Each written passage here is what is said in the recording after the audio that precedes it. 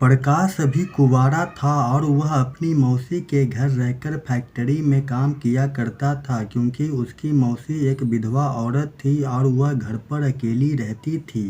एक दिन जब उसकी मौसी स्कूल में पढ़ाने गई हुई थी तो प्रकाश घर में काम करने वाली बाई के साथ कमरे में था, जिसे उसकी मौसी ने अचानक से देख लिया था।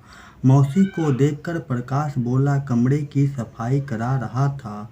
उस वक्त मौसी ने प्रकाश से कुछ नहीं कहा और वह मुस्कुराकर वहां से कमरे में आ गई। प्रकाश एक बिगड़ा हुआ लड़का था, मौसी यह बात जानती थी, लेकिन एक दिन तो उसने हद ही कर डाला था। जब वह खाना बनाकर नहा रही थी तो प्रकाश कमरे में बैठा उधर ही देख रहा था। मौसी ने ऐसा करते देखा, लेकिन वह इस तरह दिखाने लगी जैसे उसे कुछ पता नहीं है। प्रकाश अब जब भी मौसी को देखता तो उन निगाहों से देखता था। प्रकाश बस मौके की तलाश में था। एक दिन जब उसकी मौसी कमरे में लेटी थी तो उसने कहा, मेरे कमरे का पंखा खराब हो गया है, क्या मैं यहाँ सो जाऊँ? मौसी ने उसे गौर से देखा और हाँ कह दिया।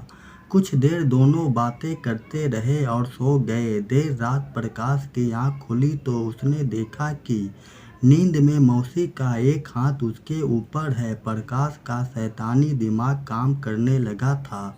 मौसी की तरफ से कोई प्रतिक्रिया नहीं हुई तो उसने अपना इंजन चालू कर दिया और गाड़ी चलाने लगा। मंजिल पर पहुंचते ही उसकी मौसी एक तरफ होकर सो गई। उस दिन के बाद से हर रोज इसी तरह लॉन्ग ड्राइव का मजा लेते थे।